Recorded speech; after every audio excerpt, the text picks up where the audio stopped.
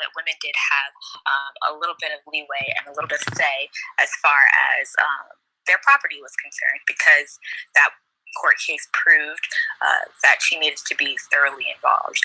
In 1787, movement and property rights laws were made for women in Massachusetts. During the 1800s, women began to gain more equality.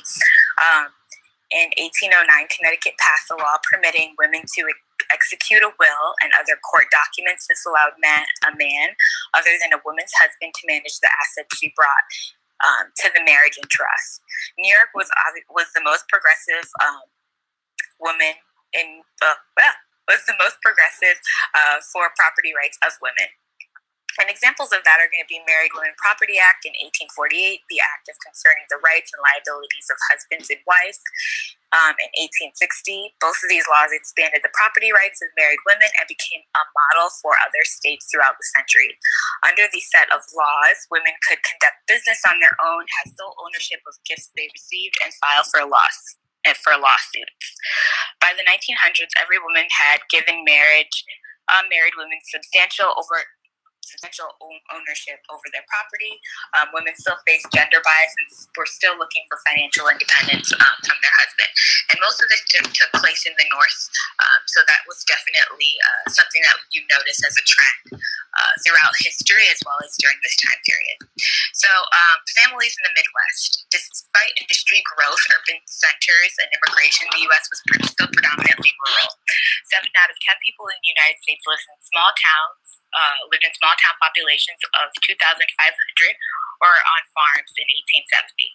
An example of this is going to be in Indiana in the 1880 census report, a population of almost 2 million residents, about 55 per square mile, and 1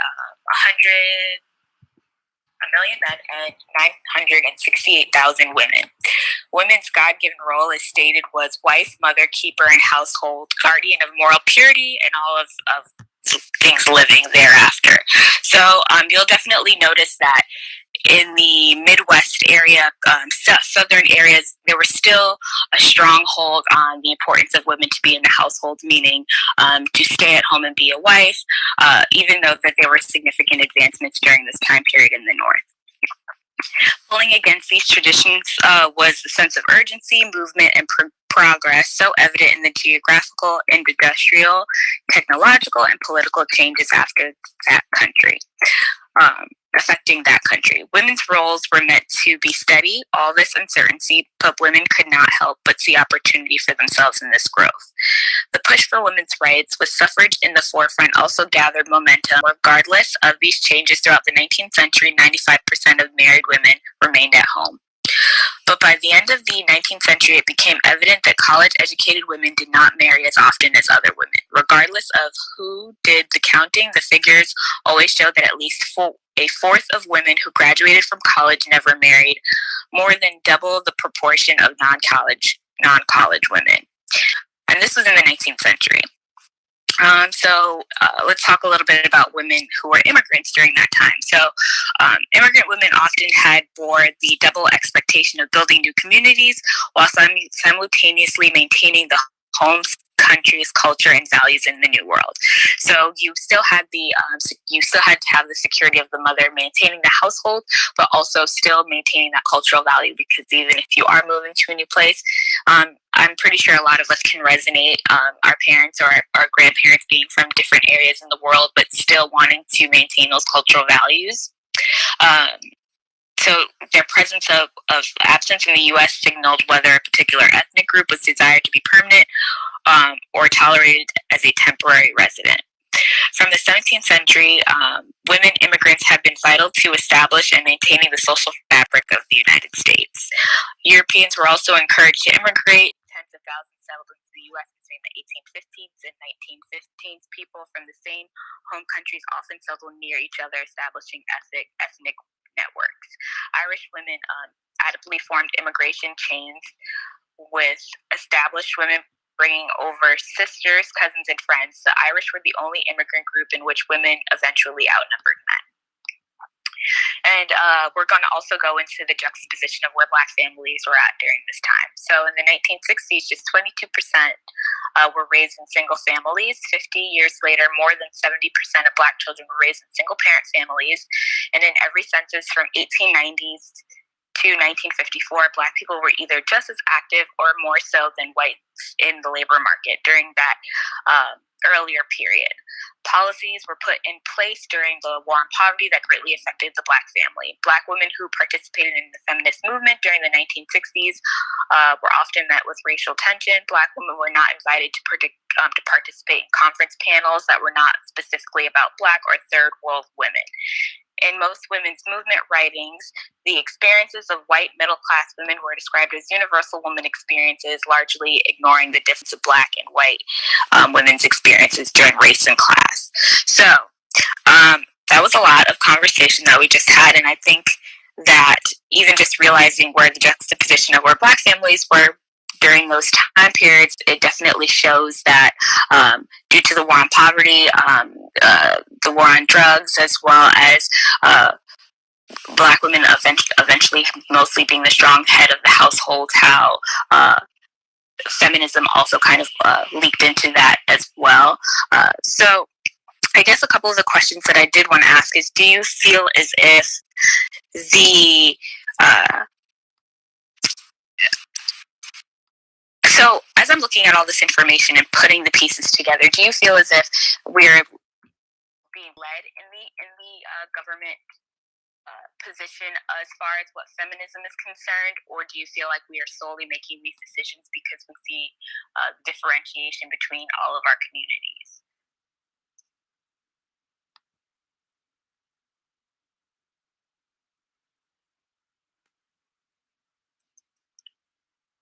Hello? Hey, guys. Yes, I'm here, Caitlin. Me too. Yeah, I know that was a lot of information, and I think what I noticed a lot of in it is that there is definitely the trend, and there has been for a significant time within period in historical, in history. There has been a specific time period where you're always going to notice that the North is extremely progressive, and then it slowly moves its way into the Midwest and to the South. Do you think that those things were done specifically on purpose, or do you think that's just the natural progression of how life works? Because people do eventually leave homes from the Midwest and then come to the North, because even back then, New York was still a place where people definitely came and learned a little bit about different values and different aspects of how to view their, I guess, or take control of their own feminine power.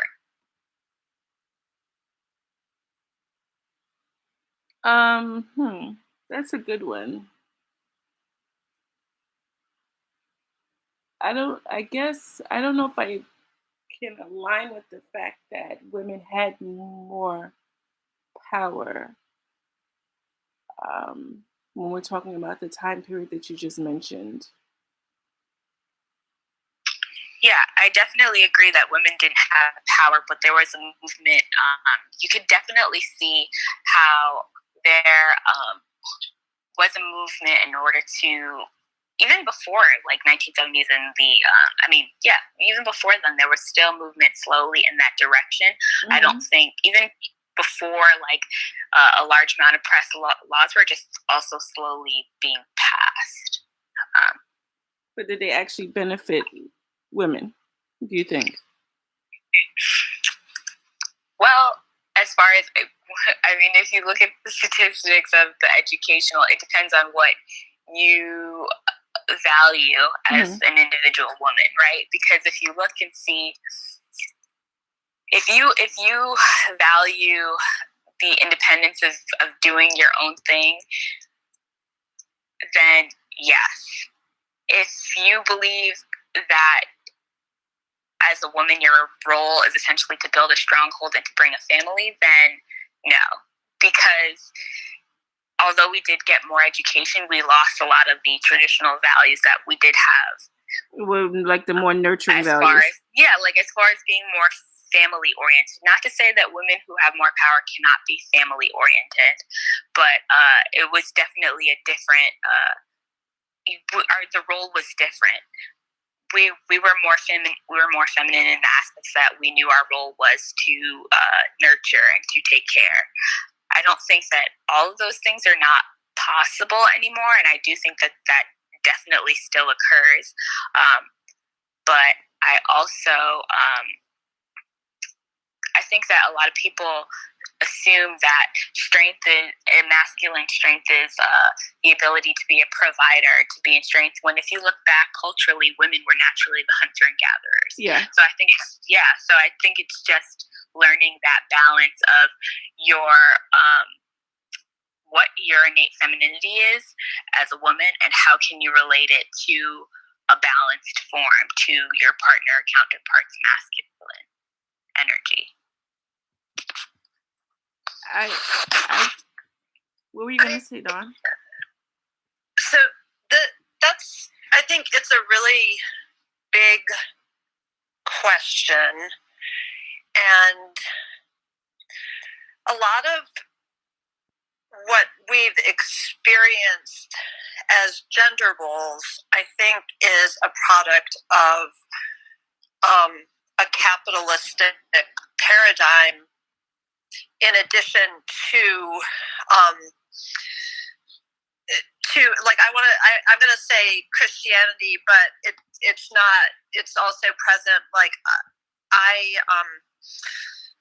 had been seeing somebody last year who I've known for a very long time, but is Islamic, and he and I had a lot of discussions about,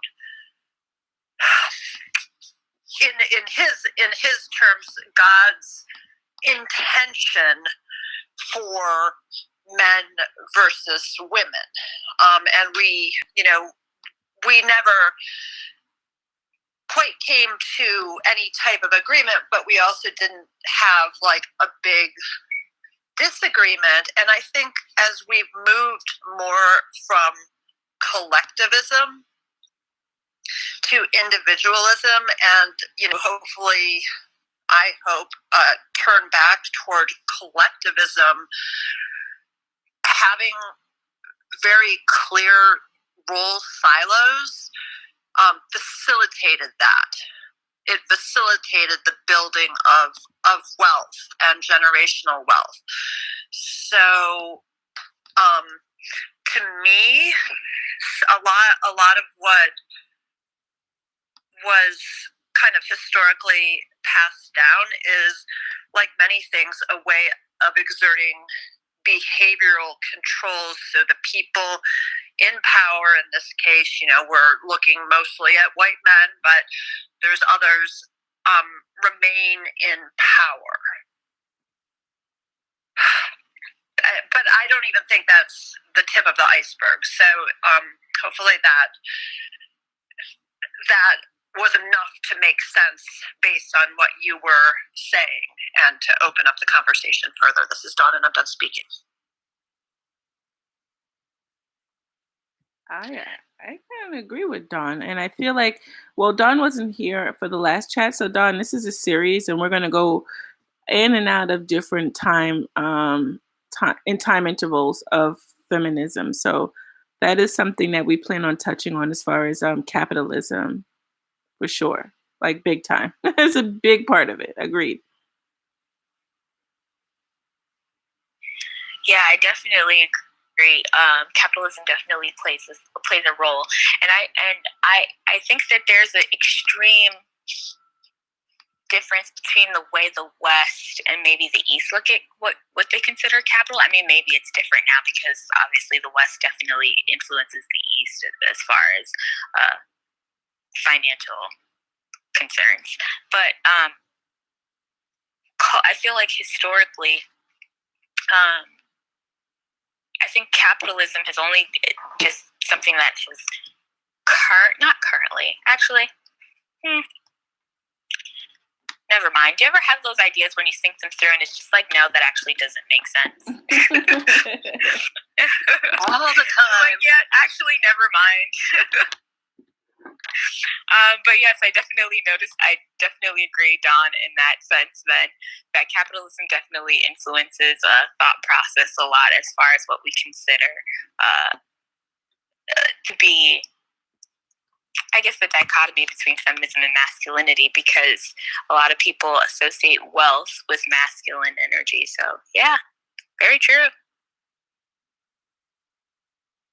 Yeah, I guess it depends on your actual definition of wealth. That is true.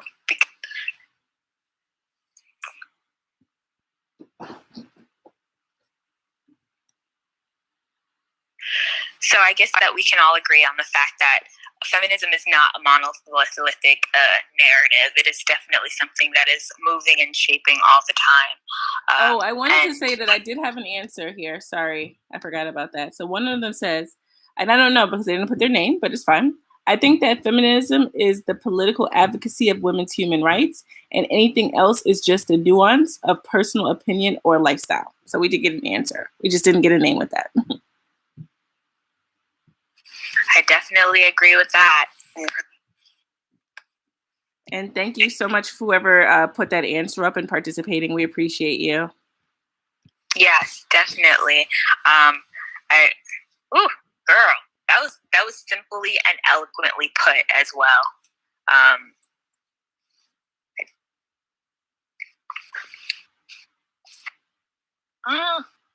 Sorry, I keep getting the red bar, and I'm like, is it going in and out? Anyway, so now that we are definitely in agreement that feminism definitely does have roots to political ties, do you feel as if that it was intentional in the beginning? I feel like the way that I see how government always gets involved with aspects of feminism or things that are best for the community, I think to a degree it involves the best of themselves to some degree. So yes, there was the feminine aspect of women having their sole ownership and being able to be free, but then you did see the dismantlement of families along the way. So just because it's good for government doesn't mean that it's good for the collective. And hi, Nicole. Welcome. Hey, Nicole. Good afternoon. Sorry I'm late. I had to show an apartment. That's quite all right. We're happy you're here. Good afternoon, John. Good afternoon, hi, Nicole. Good afternoon, Caitlin. Hey.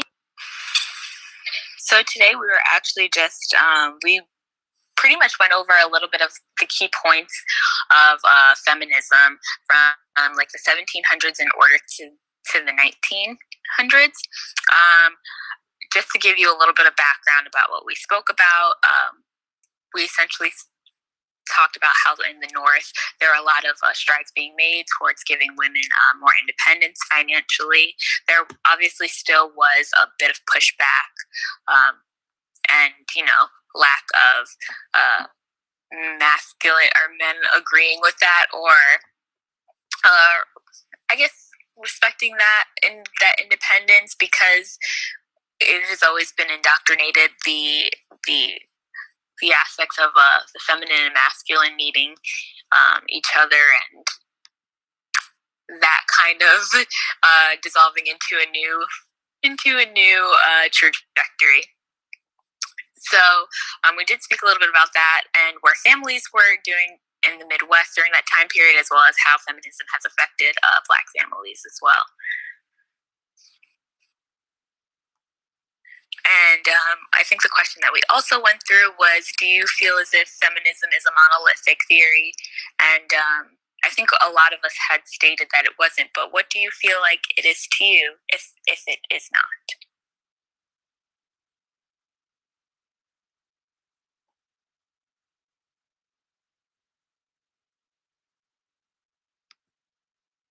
Hello, Nicole?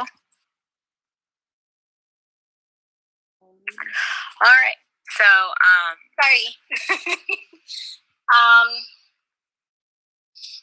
Okay. I think I would need some some time to sit with that question because, to be very honest, when I hear the word or the term monolithic theory, I would need to get some clarification as to what it means because that's not a term that I use. Yeah. So if you could provide some context, please. Yeah, sure. So just that it's very linear. There's one perspective.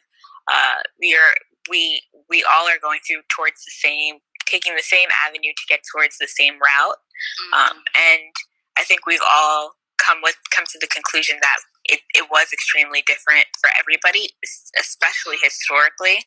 Some people may have gotten to the same point, but with different emotions and different feelings and different avenues as well.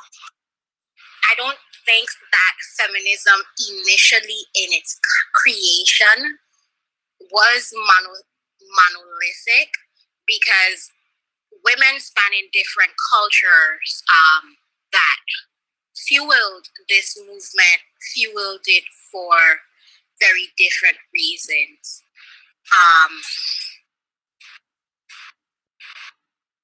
I think that within individuated cultures, though, that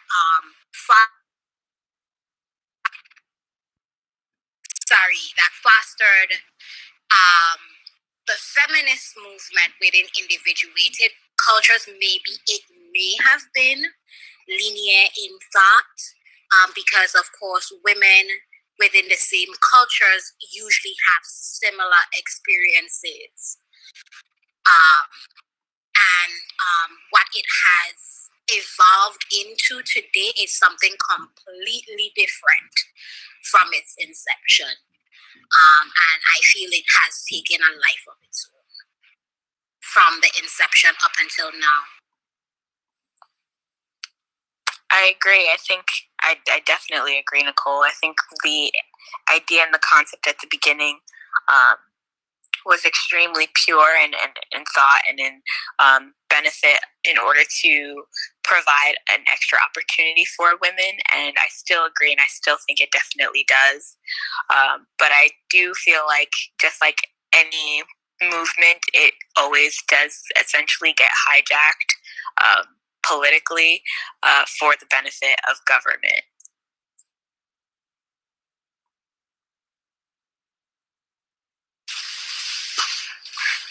And that's something that I was thinking about when I was talking about going, from collectivism to individualism, is that when property rights or the assurance of property rights was put into the hands of the government, and became a legal thing, like those types of issues and relationships were bound by contracts, but they were overseen by, I guess, the family unit to a certain extent, and it wasn't protective enough. And the second thought, I was just thinking in terms of intersectionality, and maybe it's misinformation or it's bad information, but okay, so growing up, there was always the expectation that I would, go on for higher education and work outside of the home type of thing, and that I could or could not, there was no discussion about whether it was a priority for me to have a family. So the feminist thing to do at a certain point, I suppose, in terms of maybe my assumption, once I had a family, would be to bring somebody else, and to continue my work outside of the home would be to bring in another woman to take care of the domestic areas that I was unable to cover. But how is that being a feminist? Because, maybe that's not affording that person the same opportunities that I have. in that capacity, like the hypothetical situation I described. So once again, since it's now we're all expected to be individual and take care of our business before we take care of other people's business, it becomes this catch-22 almost of how to meet the standards, which we know are BS standards, but like the standards of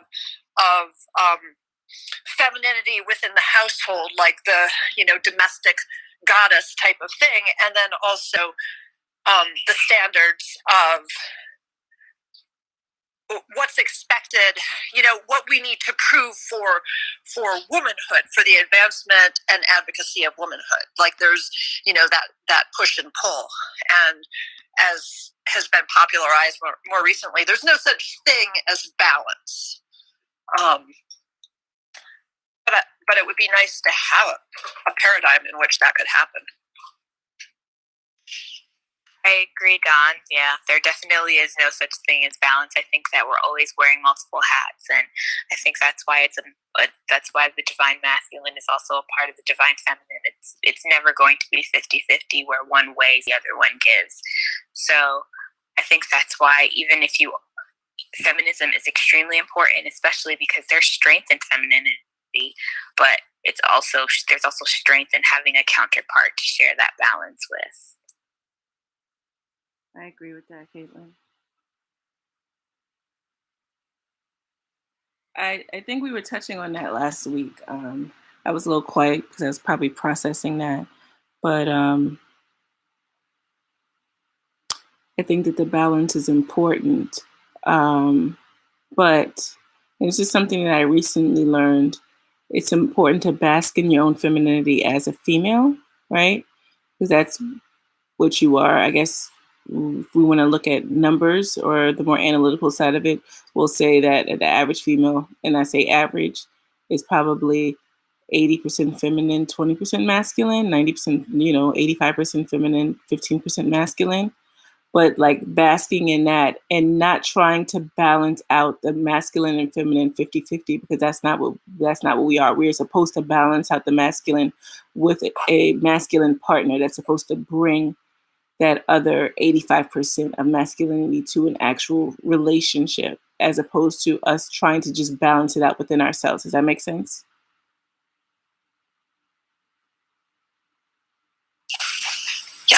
Yeah, it definitely makes sense. Like if you, so I definitely agree with that, especially when it comes to a family dynamic, right? Because you can only be the masculine so much as an individual, even as a man, and raising a family independently. It's very hard to decipher and relate to that feminine aspect.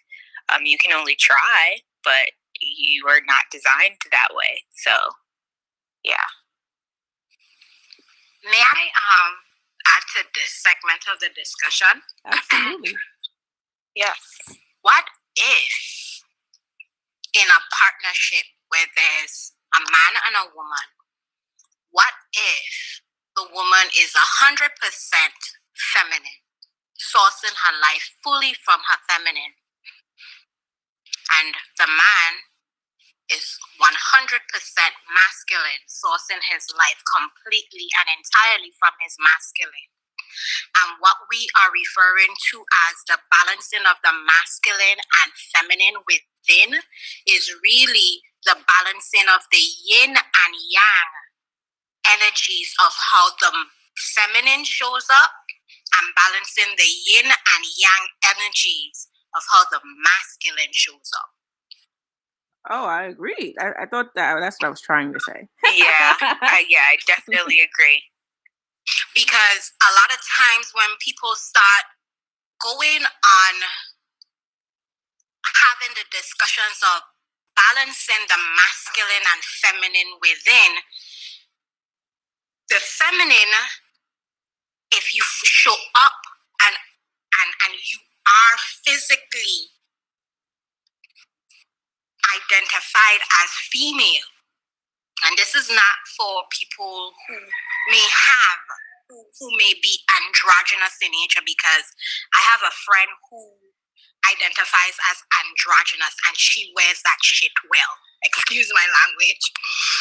But we do have beings that are androgynous. And what if you show up and identify as female, but the female, your essence is inherently feminine, and the feminine essence has both yin and yang energies that show up based on different circumstances and also different phases of her menstrual cycle that she might be in.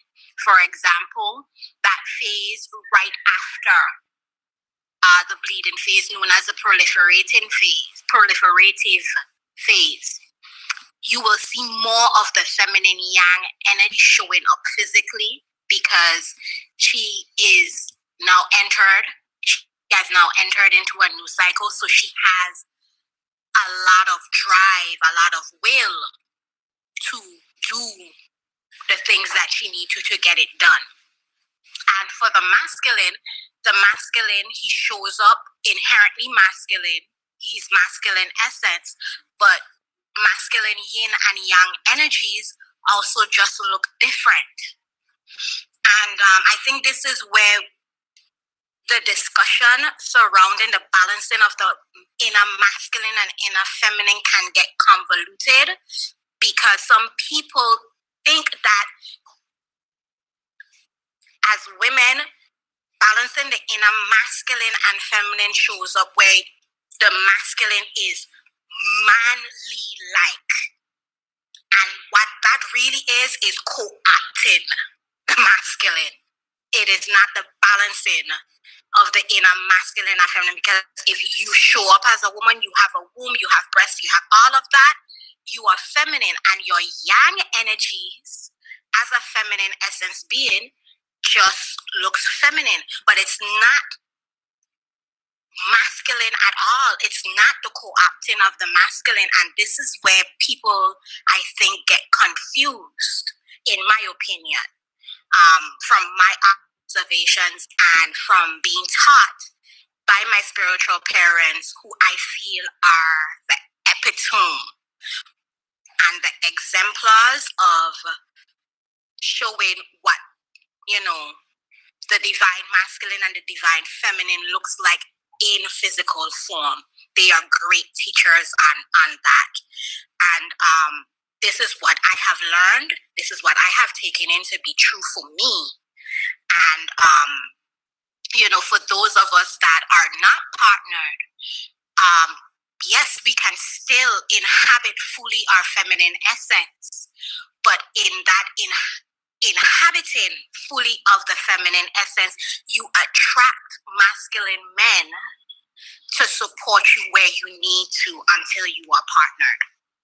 And that's the position that all my views when it comes to the topic of balancing the inner masculine and inner feminine. I'm complete.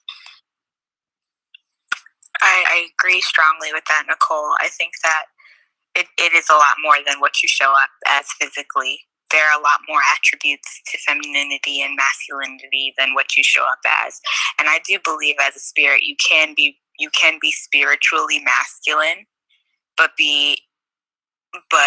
essentially be feminine. But I think that everyone has,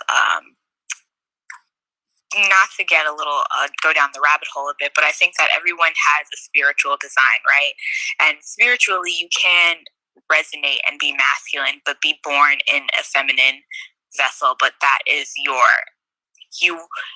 that is something for you to understand during this lifetime, and vice versa, because there's a reason, right? I think every time we think about life and we think about life purposes, there's a reason behind everything. So what lesson did you have to learn in this lifetime that you probably didn't learn in the previous lifetime? And I know that is a little bit more of a deeper topic, so I think I'm complete. And thank you. Thank you as well. I think I have a question for anybody who's, and what you said, Nicole, like, you know, that internal and external balance, you know, finding like, it's not a thing that's missing per se, because, you know, like, that means something that I don't mean, but having an energetic perspective that is compatible with yours, you know, is really valuable. But, like, so let's talk about specific definitions. So, emotions, like anger, right? Anger is a human emotion. However, it is considered less good for a woman to express anger than for, or appropriate than for a man to express anger. So, anybody, like, break that down. What does that look like if anger is expressed in, you know, the fullness of the divine feminine versus the fullness of the divine masculine? You know, like, and this reminds me of some mess that was on Facebook with a culturally appropriative woman who wrote this poem about femininity being wild, and it was a whole mess. But that's kind of what I was thinking of. Like, what does it mean? I would like to make sure I'm understanding your question correctly, Dawn, before I begin responding. Are you asking for me to explain what, so for example, the expression of anger, what it looks like for a woman that is embodying her feminine essence, and what it looks like for a man who is embodying his masculine essence, what it both looks like? Yes, yeah, that was the first part, and that's the most important part. And I picked anger specifically because that tends to be something centered in women. Okay. So, this is interesting, because we have to also take into account the context in which the anger is being expressed, meaning the circumstances that triggered the anger. But I know from my observation, for me, as a woman who sources her life from her feminine, I am not the type to be loud and boisterous unless I feel threatened. Now, at that point, I'm going to really go in to fight or flight response if I am threatened. But if it's just an expression of anger, I think when a woman is fiery, if she has a fiery spirit, her expression of anger will be fiery. However, we live in a culture where, and a time where not everybody can maintain their control when they're angry, and it can get out of control. But in instances like that, what I have been taught and what I have been prepared as a woman sourcing her life from her feminine, if, say for instance, I am expressing my displeasure or my anger with my masculine counterpart, we are taught never emasculate him or to cut him with our words. And the reason being for that is because you can respectfully share what it is you are feeling and expressing without having to cut each other's heads off. Now, with men, depending on how enraged he may become, his voice raises. And of course, men, you know, with that deep bass. I guess it just depends on the individuals and how they are on their journey with their own emotional maturity. But expression of anger doesn't have to be outward or boisterous, where you are literally cutting off each other's heads with your tongue. I hope I'm answering your question, because I'm thinking that's the context in which you're asking. And I'd love to hear, if you can, again, the other portion of your question, please. Well, the other portion of my question was more the basis, and thank you, Nicole, and totally, like, I don't think there's a, set answer to the question per se, because, like, I'm thinking, I'm a super boisterous person at a baseline, but that really has no bearing on my femininity. I think that has bearing on my I'm neurodiverse. I'm autistic, so that's where I'm coming from. Right. In that regard. So, but the second part, and this was some woman who was dressed in sort of a costume that looked quasi-indigenous, but was doing it as an art project, wrote this poem about what femininity was, and she used a lot of language comparing femininity to wild animals. Really? And the issue wasn't even, because of course, like there's wild animals that are of both genders, and I don't know if they're expressing, how, like, if they're consciously expressing their gender roles and sexuality, like we're talking about now. Maybe they are, because I don't know the internal conversations of the birds and all that type of thing. But the issue was, of course, that it was conflated with this imagery of an indigenous woman who wasn't indigenous, and that often Black, indigenous, and people of color are labeled as more wild, less civilized. So that was why there was an issue. Like, somebody was like, well, this is a bunch of mess. However, it got me to thinking about what anger and femininity look like.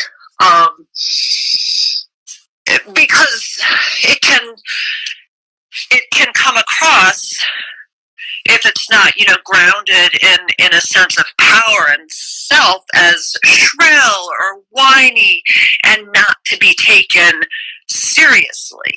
So I'm thinking, like, in terms of the way people communicate with one another, what makes it possible for a woman to be taken seriously by somebody who may not come from that same value system of wanting equality for men, women, and all people.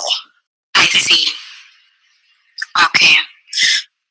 I think, first of all, when a woman is sourcing her life and embodying her feminine fully, she's not going to be in a space of attracting, how do I say, someone who is aggressive. Say another woman who is approaching her aggressively, and it's not that you're running, it's just that when you are standing in your power and you know your divine self, you will not engage in that type of behavior, because anybody who is approaching you and they are wild in their communication and very nippy and argumentative and really debative, they can't hear your perspective, because it's about proving a point. And the feminine does not prove. There's nothing the feminine has to prove. There's no need for her to defend. Because when she stands in her power and her truth, and she walks about in that power and her truth, there's no need to debate anything, quite frankly. And if that woman is engaging in that, she's not going to be embodying her feminine. At that point. Hi. So thank you for that, Nicole. And thank you for that, Dawn. I also just wanted to take a second to reset the room. Thank you all for joining us at Observing Herbs. We have a series that we are doing right now called The Roots of Feminism, where we talk about pivotal points throughout history, where feminism has definitely made its mark throughout the world. And also we have Akamakani and Maj on stage. So welcome, guys. And did you have anything you would like to add to the conversation, Akamakani? Welcome again. Thank you so much, Caitlin. Greetings, sisters. Thank you so much for opening this space and for this conversation. It's, as always, beautiful and so nourishing. And I don't have much to add. Well, I do want to share my experiences, but my position on feminism and how the inner masculine and feminine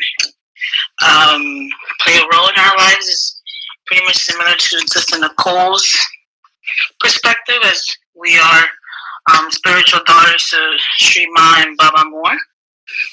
So I do have to add that I've never had teachings on this before, nor was I really interested in it.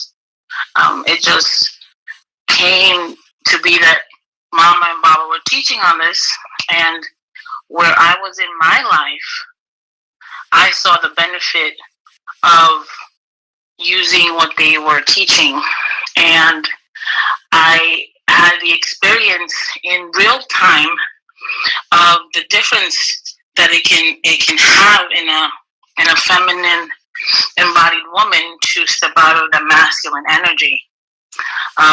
Just for a little bit of background, I'm a 37-year-old woman from New York City.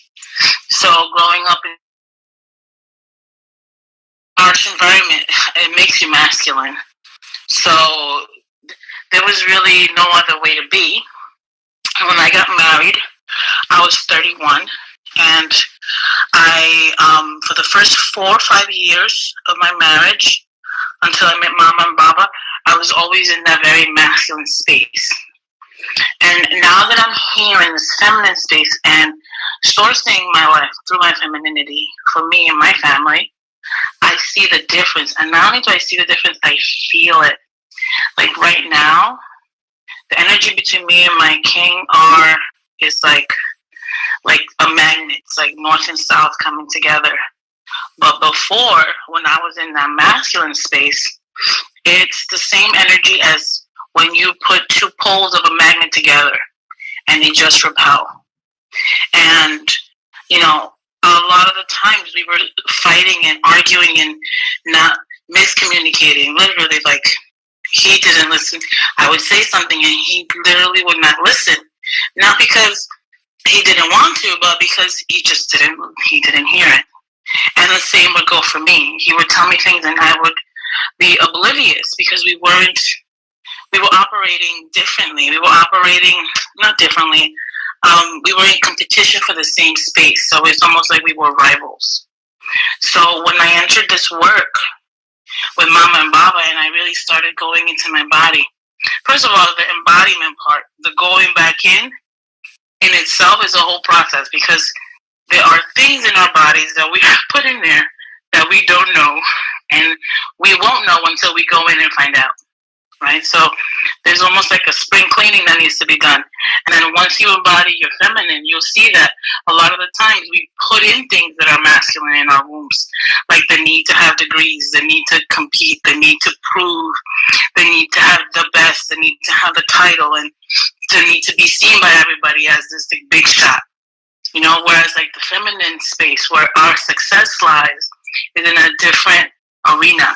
We get fulfillment in other ways that is not so much so celebrated publicly, but it's in a more intimate space in the home. And it is not until you go into a woman's house that you can really see her success, like how she has her home, and those are not really taught nowadays. So I can see how a lot of women would think that it's necessary to have another inner masculine, because in our society there's so much need for us to have a job, to have a title, to have a business, to be seen, to be admired and adored. But I personally believe that me as a god, my God, me, I am non-binary. That there's no such thing as masculine or feminine in my godliness. But as I embody and I travel in this human body, my body vibrates as a feminine being. And what I've experienced is when I put masculine stuff in there, that's when my feminine gets a little haywire. It goes a little haywire. I start to not be so well in my practices or consistent, and I start losing grip of what's really mine and what's not mine. Anyway, that's what I wanted to share, and thank you so much. I am complete. I would like to touch on one thing, and thank you for that. Oh, man. Kamakani. There we go. Yeah, you got it. Kamakani. I have to slow it down and just read it. That's It's all right. Thank you. So I've been listening to this conversation, and one of the things that I've touched on with people is I think that because we use words, we just use words because of how we were taught. We don't actually know the definitions of them or how they should really be used. And when I say we, I mean all of us. I'm not talking about anybody in particular. When I think of the term feminine, I only think of it from a energy point of view, right? So when I think of feminine, I think of masculine. I don't think of a guy or a girl at all. What I think of is someone that makes decisions based on their heart versus someone that makes decisions based on their on logic. This makes sense. This doesn't make sense. Whereas, when I think of a feminine energy, I think of a feminine energy making decisions, crafting an entire life based on the heart chakra and based on like feeling and getting that intuition and that this just doesn't feel right. Whereas when I think of a masculine energy, I think of a masculine energy like, well, statistics say, or my numbers show, or what I've been looking at on the chart would tell me that this is what we should do, or I should make this decision based on what my past decisions have been or what my past results have been. So I don't know if you guys touched on that. I did step away for a second, but I don't, at no point have I ever thought of masculine and feminine being male and female. I think it's how we present ourselves, if that makes sense. It definitely does, and I agree with that, Gina, because when I think of feminine, I think of feelings, and masculine, I think of mass. So, yeah, definitely makes sense. And Maj, welcome. Did you have anything that you would like to add to the conversation? And welcome on stage. Hi, yes. It's Mage, actually. Rhymes with Page. Sorry, Mage. Oh, no, it's okay. Yeah, I've just been listening to this whole conversation, and I'm a little, I guess a little confused. I guess, like, it being a conversation about feminism, my first thing would be to set our terms. So I know people have been using the terms divine feminine and divine masculine and inner masculinity, inner femininity. And from my standpoint as a feminist, I'm not sure that that makes a lot of sense to me, because I see femininity and masculinity as like the arbitrarily divided aspects of, you know, human personalities that were put into place by the patriarchy specifically to, you know, put women in a place of lesser power by telling, you know, by making those associations of, you know, women think with their hearts, not with their minds, or women belong in the house, but like that's okay, you know, and all of the kind of like more lesser aspects, and also putting a purposeful emphasis on the aspects that women just embody naturally, like the home, the family, you know, we do give birth, as being lesser. So, I mean, I think of that more as an external thing to battle against, and less of a, like, inherent, like, soul kind of thing. Because if we look at it, I mean, everyone's idea of what's feminine, what's masculine is different, because it's just an imposed social construct created specifically to disempower women as oppressed peoples. That's all I had to say about that. I wanted to jump back in and state that when I was giving my what I thought about masculine and feminine, I do think that the heart is a stronger brain than the cranial brain. I think that the heart is a stronger and more reliable brain. So we're still talking about brains here. You know, we have three brains. We have a brain in our head, a brain in our stomach, and a brain in our heart. I definitely would lean towards the heart brain being the stronger of the three brains.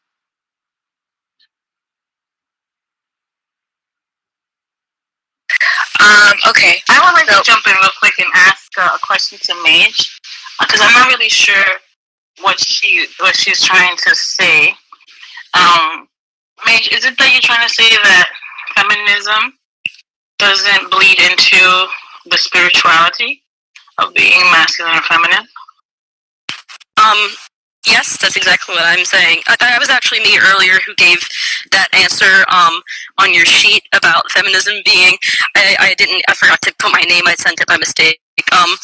Yes, so that's where I'm at. Is just that feminism is anything that is empowering to women materially, and not just like, you know, oh, this makes me feel empowered, or oh, this makes me, but does it actually physically bring real power to women individually or as a class in society? So that's where I'm at. So the whole kind of like, this is my feminine power, this is what I do to feel feminine, that kind of to me doesn't really ring as really feminism at all, which is okay, because a lot of things aren't feminism. And, you know, like, I think that people kind of get a little confused about, like, well, I'm a feminist, you know, anything I do is therefore feminist, you know? And if I wear makeup with, like, let's say if I wear makeup with, like, a feminism mindset of, like, this is me reclaiming my power, that's feminism. Well, to me, I would say, not necessarily. Now, if you wore that makeup to a protest about women's, you know, right to, you know, to, like, be safe, or to walk home, or to work, you know, that would be different. Or let's say you were protesting against the corrupt men who own the makeup industry and put awful chemicals into it. That would be feminism. So that's kind of what I'm getting at. Well, I can definitely bring in some clarity here, because as a person who's never really thought about this, in 2013 I changed my life completely from materially to spiritually, in a sense. And what I noticed is how feminism and the culture of competition and getting degrees and being very outward facing, like in the material world, it denies us the space for us to get to know us in our feminine ways. Because masculinity, and even the solar cycle, it has a period of 24 hours. That's why our societies broken down in periods of 24 hours. It's a solar masculine cycle, and our days are ruled by it, right? But the lunar cycle, which is the feminine way, or feminine cycle, is ruled by 28 days. So every week of the month, our femininity, our energy, our ability to tune and to hone into our womb and our spirit is different every 4 weeks. And And if you see in our society, we're not taught that during our moon cycle or bleeding time, we need to rest. That during the waxing phase, we need to do a certain kind of activities, and then during the next week, it's another kind of activities. That is not taught to us. So, in a way, just with that one example is just one tiny example of how the systemic feminism, the modern feminism, it's put its roots into our lives, and it's blocked us from actually getting in touch with our true femininity and our true divine self. And it's very subversive. We don't see the ways until it's one of those things that you don't see it until you see it and you realize, and you're like, oh my goodness, this is pervasive, this is systemic, and it is generational. So I hope that helped. Oh, okay. I think I know what you mean. As a woman who is not feminine at all, I can't say I'm necessarily bothered by that. I think that honestly, there's nothing wrong with being feminine, obviously, but I do personally think that it is sort of like the physical manifestation of being an oppressed people, and it's sort of like, like the whole being decorative and ornamental and having to be nurturing and empathetic to everyone that you see and having to like force your anger down until it like hurts yourself and people around you. That's, to me, that seems like the things I associate femininity with, and I'm not particularly sad to see it go, to be honest. So, I mean, that's just where I'm at. Again, I'm also an agnostic, so I don't really see it as like a inherent part of like either my body or my personality. But I am absolutely all for any way that we want to take our power back, whether that be with degrees or with being ambitious or just like doing things that women aren't traditionally allowed to do, like being angry. I think that's all something that it's good to embrace, and feminism allows us to do that, just like it allows us to choose to go barefaced if we want, or to not get married if we don't want to, or any myriad of choices we weren't allowed to, weren't accessible to us for thousands of years. Caitlin, could you please take it away in moving forward? Thanks. Yes, but I also did want to say something to Maj before we move forward. I think you said something that definitely resonated with me before, which was you felt as if we're taking our power back by lack of choosing to stay home and nurture and give birth and things of that nature. So my my question to you to pose essentially is, do you feel like that is actually happening because of the fact that, like, if the innate ability of women was to take our power back, right, society would necessarily be moving forward, meaning that there would not be a drastic drop in fertility. There would be a more collective group of families working together, because if women are super strong in their power, as far as the political standpoint of feminism is concerned, then I personally believe that we'd have a stronger family household. We'd have stronger collective families. Statistically, it's shown even during the 19th century that, yes, I agree that the concept of marriage is arbitrary, yeah, but the concept of unity should never be. And I've definitely noticed an uptick statistically, even if you look in the 19th century, women who did go to pursue higher education. Not to say that's wrong. That definitely means pursuing higher education doesn't mean that you're able to nurture, but being able to be singular in those thought processes and in those values, it definitely has a different global perspective, or a global effect. I understand that the individual, I think that sometimes we get too lost in the concept of the individual than the concept of the collective.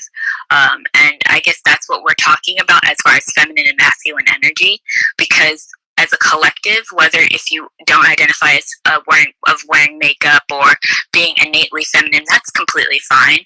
Trust me, I may work in the beauty industry, but I got tons of friends that don't wear makeup and are still considered feminine, or even do wear tomboy clothes or oversized clothes and don't necessarily think, hey, I'm a woman today or every day, because it's more than just saying you're a woman, right? It's femininity is the way that you may look at something. It's the way that you may describe things.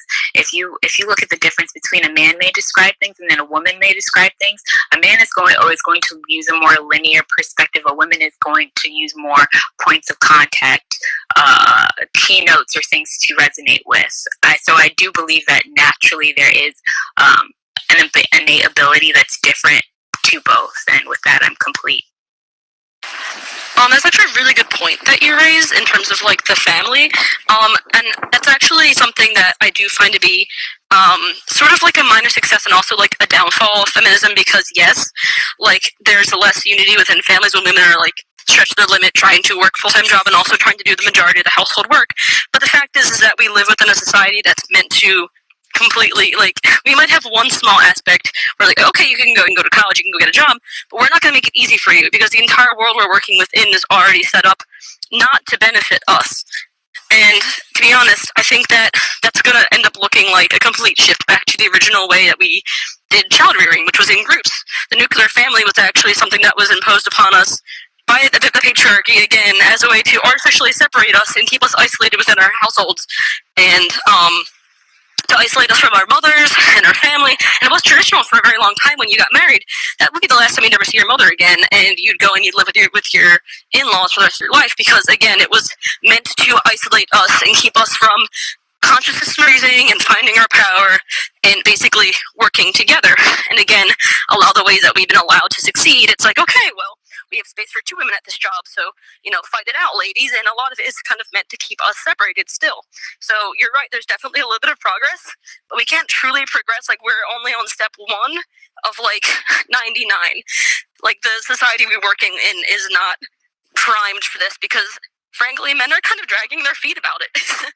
So, yeah, well, thank you. That was, like, a really good point, though. What a surprise that men are dragging their feet. This is Dawn, and Gina, when you were talking about the heart and brain and the mind brain, I recalled there's he's like an Australian herbalist kind of guy, and he just got a lot of press for writing a document, or having compiled a document with the nutritional qualities of food, and I think he's working in Africa and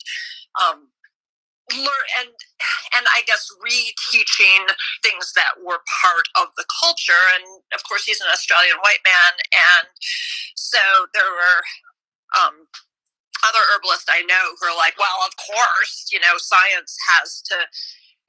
They're taking that intuition, that wisdom, that heart-centered wisdom that is considered more feminine, and that's ahead of where science, or what, the facts, the figures, the tangible, the masculine, is this a significant result?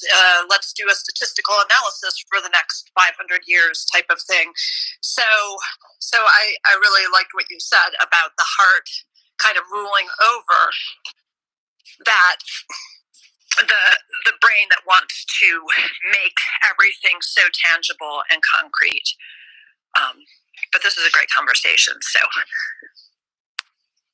thank you. If I may also touch on what Gina shared about having 3 brains, the higher brain, the heart, and the gut.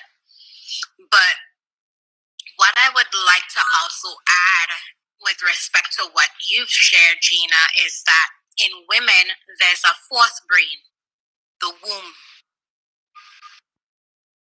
That is also another brain that we can connect with and be guided by as well, if we're willing to connect with it.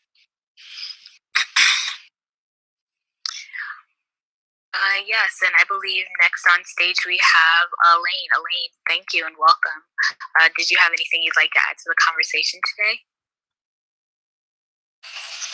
Hi, everyone. I'm Elaine. And I think this is a very interesting topic because, we're often, now that we're in spiritual community and things of that nature, and as much as we learn about spirituality, there's aspects that they talk about feminine and masculine within the individual. And I think the reason why we're so confused is because obviously there were many changes that happened in the past, I want to say 60 years with the way women were, what they were supposed to. They went from being home and actually taking that role of the feminine, which is reflected in our bodies. What do? We're capable of bringing life into this earth. Actually, women are very powerful. And how we support the man, because we bring women and we bring male energy into this world. So we are already doing a big job as far as what we bring and what we anchor, the energy that we anchor into earth in order to have this experience. Now, I find that because a lot of women were in situations where they had to fend for themselves, they had to get an education and sort of be the masculine and the feminine at the same time for many years. And a lot of those women, and I'm speaking in behalf of like my mother, for example, she was put in situations where she had to function in a particular way, and so me growing up and seeing her as a woman and seeing how she functioned, that gave me the information I needed to receive in order to be the person that I am here in this world. Now, because of society, we have taken up not only the female role, but the masculine role as well. And in order for us to go back and kind of just observe the structure in which we're functioning, and the things that are happening in our bodies per se. Let's say, for example, a lot of us are suffering in different ways. Why? Because we're carrying more than what we should. And realizing that the structures need to change. All of this needs to change in order for us to actually move into the feminine fully and completely, and allow the masculine to do his job as the male figure, as the provider, as the giver, as the doer, as the strength. Our strength comes from a very different place. I feel like the feminine energy, obviously, it's a creative energy itself. It's the negative void in which exists, and we can create anything. Now, the masculine energy it's more straightforward. It's logical. It's the mind. It's I'm doing this. That is the masculine. I'm glad that we're having these conversations because there's a lot of distortions and a lot of misalignments because of it. And now that we're going back to our roots by getting in touch with our spirituality, we're noticing that some things need to shift and some things need to change. Obviously, some of us, like myself, I am a woman. My daughter's 23. I raised her. I have time for myself now. I decided to actually go into the healing works because I became interested because of my own life story. I wanted to heal myself. I just didn't understand many things that were happening. And because I was so in it, I decided to, okay, something needs to change. Something is not right. What can I do to change this? And in the process, as I began to learn in my own personal journey, I was able to differentiate and see very clear what we're doing here on the 3D in the Matrix, and what has happened. A lot of it obviously comes from the government and the way the system is set up per se. So unless we buy a piece of land and kind of create our own life, we're pretty much entangled in the Matrix for the most part. Now, as a woman owning my own business and being a mother and being a wife and being a spiritual being, a priestess who teaches other women how to live, you know, all of these things come into perspective. And sometimes I wonder how we as women hold everything together. And as well as how can we do to alleviate being carrying, because a lot of it could be, you know, very stressful sometimes. And so finding that balance and finding ways to become more feminine and be in our feminine more often, I think it's a wonderful idea. I think it's something that, you know, it's a new thing to do. It's not about competition, but it's about community. It's about coming together. It's about creating something new and moving in a direction where we can all live in harmony with the feminine and masculine energies within, and the masculine and feminine energies without. So, which is, you know, my husband being the man and I am being the woman. And even if I do have a business, my priority is my husband.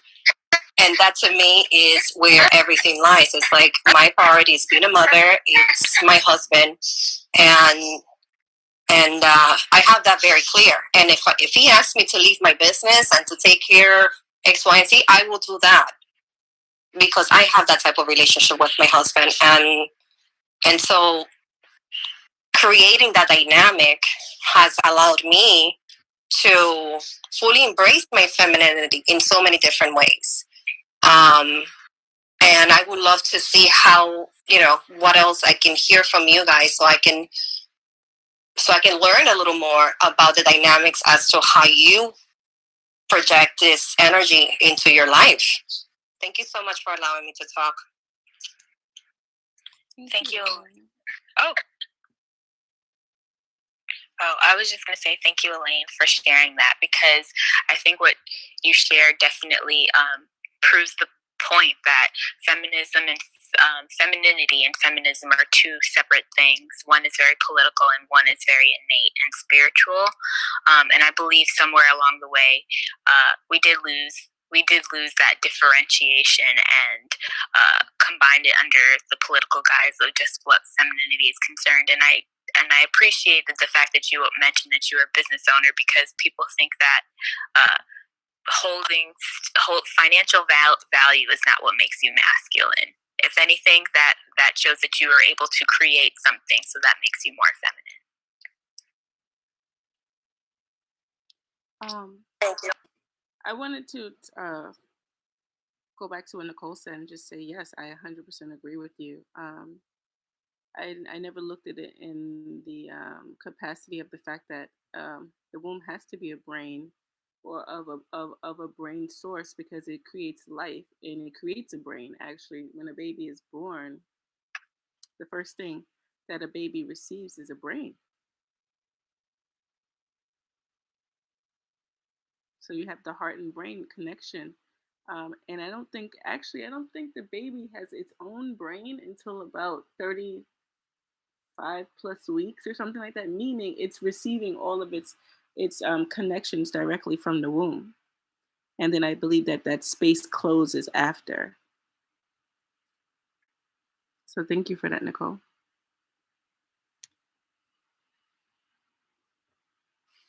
Next up on stage, we have Brittany. Brittany, welcome. And what did you want to add to the conversation today? Thank you for joining us. Hi, everyone. Thank you for having me. I am at the park with my 4-year-old, so sorry if there's a little background noise. And me. And my son. So I study and practice Chinese medicine. So my whole perspective on this conversation keeps going back to simplicity of like the sun and the moon and the yang and the yin energy. And it's really hard for my brain to compartmentalize like extremes. Just because we look at the body as the right radial pulse as being very yang, or the yin left pulse is very yin, and they reflect blood and they reflect the amount of energy. So if I go too deep, let me know. But like simple terms is like the sun is yang and the moon is yin, and the yang energy is very like 6 a.m. wake up, there's energy, there's stuff to do, whereas yin is very much like resting. And I really related with the person who said like the women need to rest, especially around the period. And the period in Chinese medicine is a gift. It's called Tiangui. It's a gift. We have the ability to give birth and new life. And I help with fertility, so I'm really into this conversation. But I really, in my personal life, relate to what Meg said. Sorry if I'm pronouncing your name wrong. Because I am such a feminist, and I chose not to get married, but I do have that young expectation of co-parenting, and establishing boundaries of like, this is what I'm good at in my feminine creation, and I expect the yang to be that financial support as well. And so I just try to not be so extreme. Like, for example, like for me, it's like a very gentle approach. I am a woman. I embrace that. But with males, I do come across as very masculine, I would say, in some perspectives. But I come off in a way of like gentleness, so they don't feel, I guess, threatened or whatever you want to categorize it as. So I just think this is a really interesting conversation, and I'm really happy to be here. It's definitely developing the way I view society and the world, but I also believe that, like, having a child is a job, and taking your prenatals and taking the vitamins and taking the time. And I think it goes back to a lot of communication for women, like to be able to say, okay, this is what I need and this is what I expect, and having those clear boundaries so you personally feel supported and whatnot. And yeah, I mean, that's what I have to bring to the table. And I also think it's interesting in nature where there are young herbs that are going to be moving the blood, whereas there are yin herbs that are going to tonify the liquids in the body. And yeah, I mean, I'm a mixed white girl studying Chinese medicine, which is very unique and different. So I'm trying to have a very global perspective on feminism. So yeah, thank you for having me. And my name's Brittany, and I'm done speaking. Thank you, Brittany, for adding that, especially with the yin and yang as far as the herbs are concerned. And I think that definitely shows to the polarity of what femininity is concerned, because of the fact that we women are still movers and shakers, right? Essentially, just because we are in our feminine attribute doesn't mean that we don't hold strength. So thank you for that.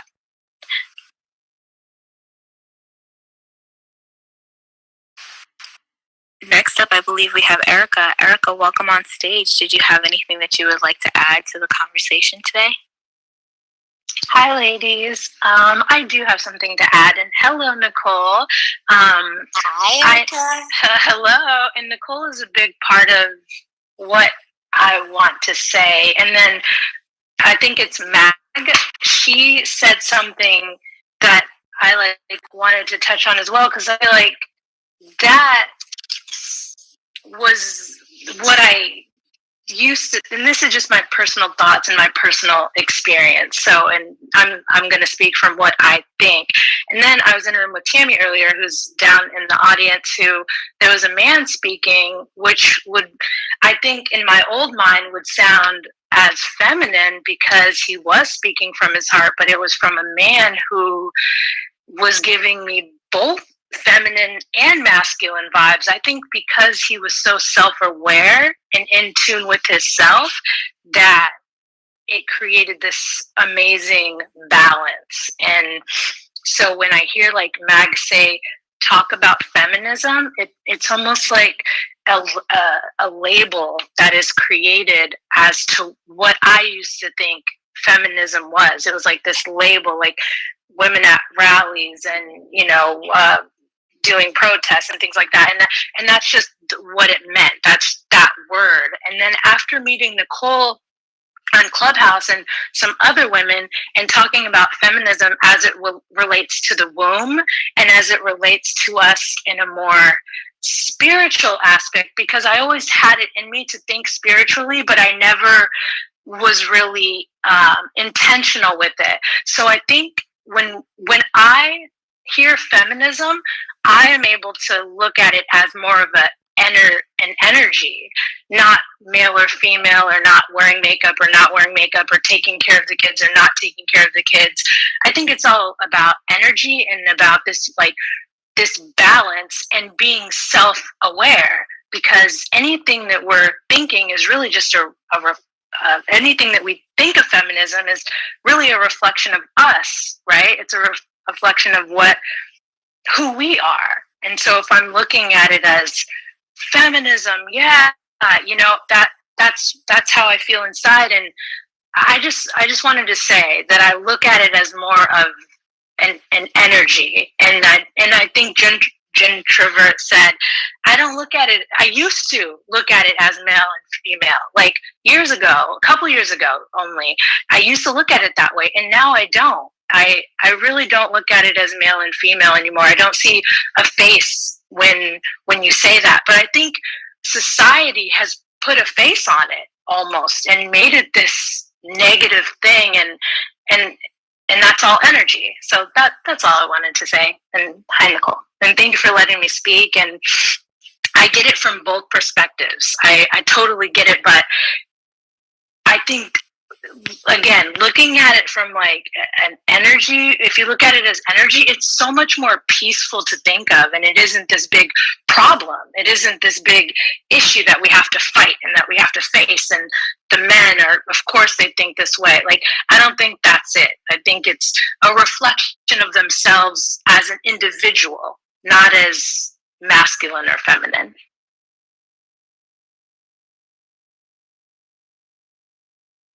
And that's all. Thank you for sharing that, Erica. I think that definitely gave us a lot of insight on the concept of energy. It's not necessary. I definitely agree with you as far as like putting the face on it. Yeah.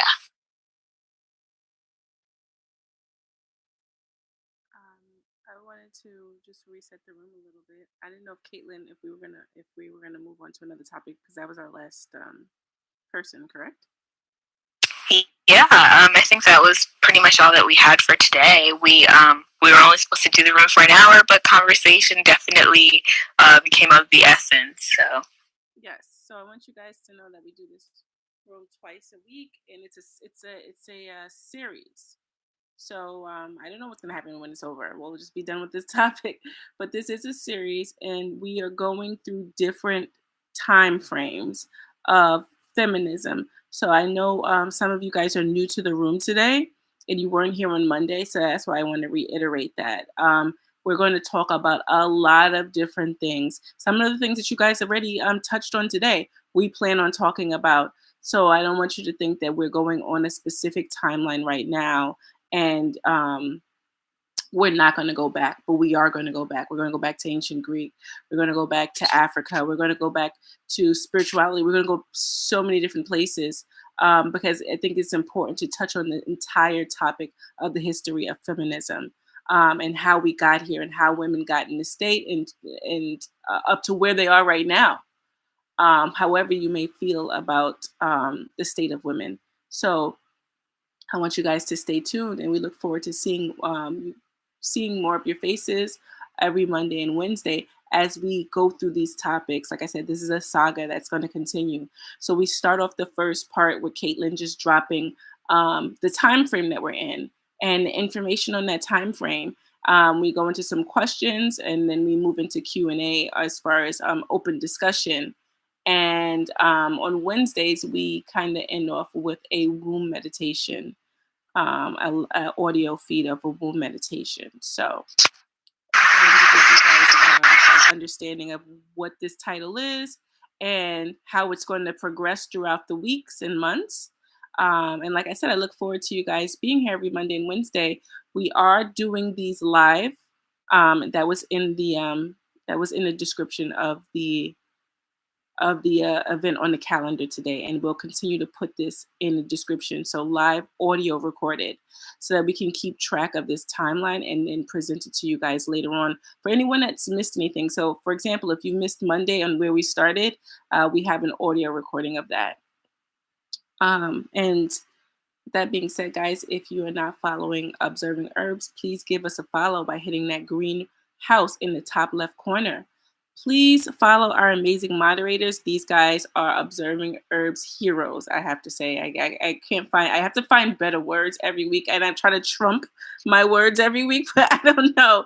But when we talk about family, the moderators that you see here are pure family since day one.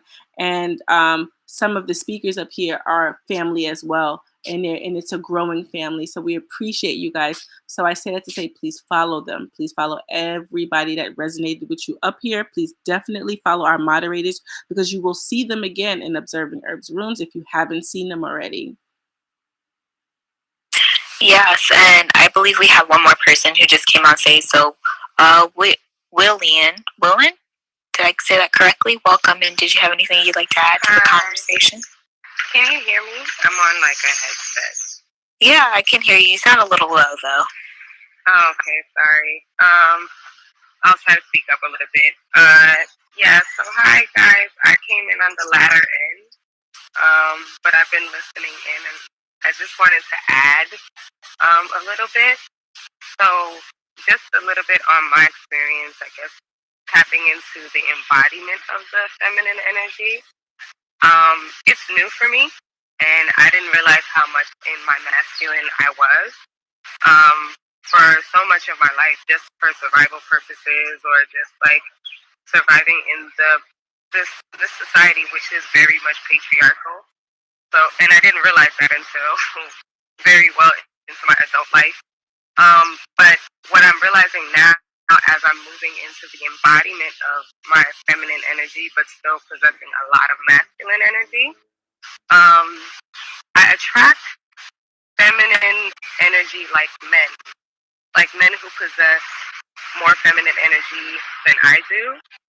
And the first time, like I think in the past for me, it was more a bit of an annoyance, and kind of like I was wondering why I was attracting so many feminine-like men, and not to say they were feminine in their disposition, but they possessed more nurturing energy than I did, more softer energy than I did as well, and that's just in their delivery and such. And I'm nurturing, but I do see how I was more so in my masculine. So now, for the first time in my life, I feel like it's actually helping me with my embodiment. As I like navigate this part of the journey, like I was resistant at first, but it's actually so helpful to have someone who kind of makes it okay for you to be softer, makes it okay for you to be angry, and encourages me to be angry if I'm angry, to like feel my feelings versus legit like to make everything so logical, which is something that I grew up doing. Like I don't think I was in the heart space that much after, you get hurt, you move a little bit out of it, you get hurt a little bit again, and then my childhood and stuff. So I kind of just silenced my feelings because I was also in a Caribbean household where it was kind of like emotions are weak and such. So it really pushed me in such a masculine energy that I didn't know until I was an adult and started to unpack like why I was attracting men, also men who didn't have fathers, like, and like helping them navigate their journey and not realizing that I wasn't nurturing myself and embodying feminine energy, which is just as powerful, if not more, to be honest, in my opinion, than masculine energy.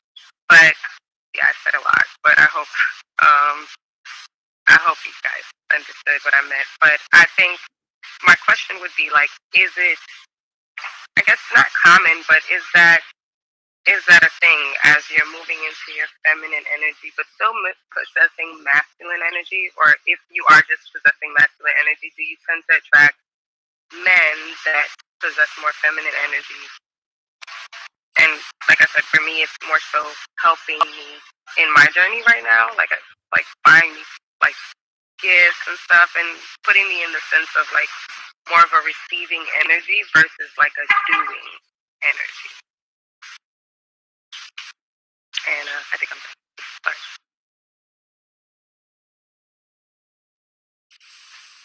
Well, Elena, I can add that I definitely have noticed the same thing.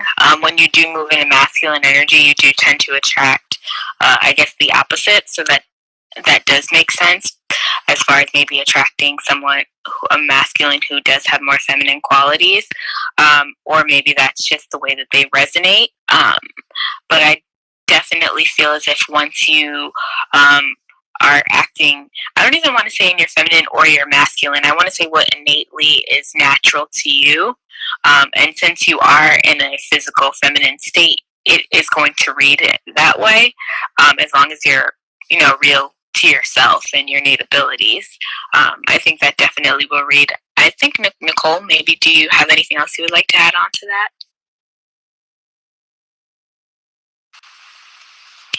Sure. So what happens is that whatever you are sourcing your life, whichever energy you choose to embody at that time, you attract the opposite. So if you are living your life and you are occupying at the moment your feminine energy, you're in your feminine, you will attract a masculine man, a man fully embodying his masculine. If you are a woman that is co-opting or occupying masculine energies, you will attract a man that is more on the softer side, in sense of how he expresses himself.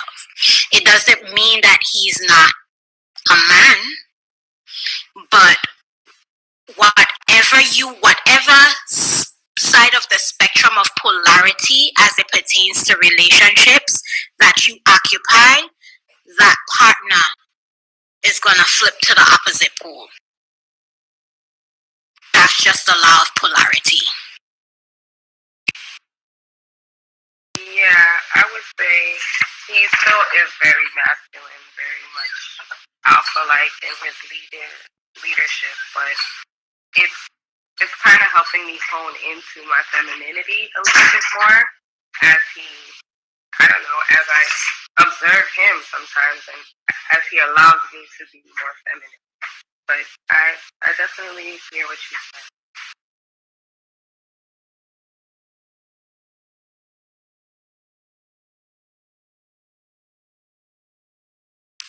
All right. So I just guess with that being said, I guess we're going to close down the room. Did anybody else have any last statements that they would like to say before we close out?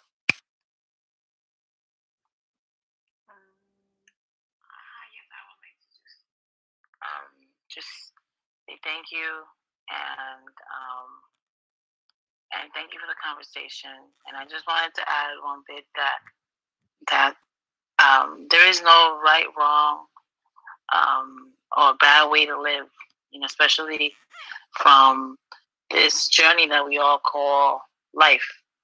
And we're all just here trying to figure it out. And I think these conversations are so helpful for each one on the journeys.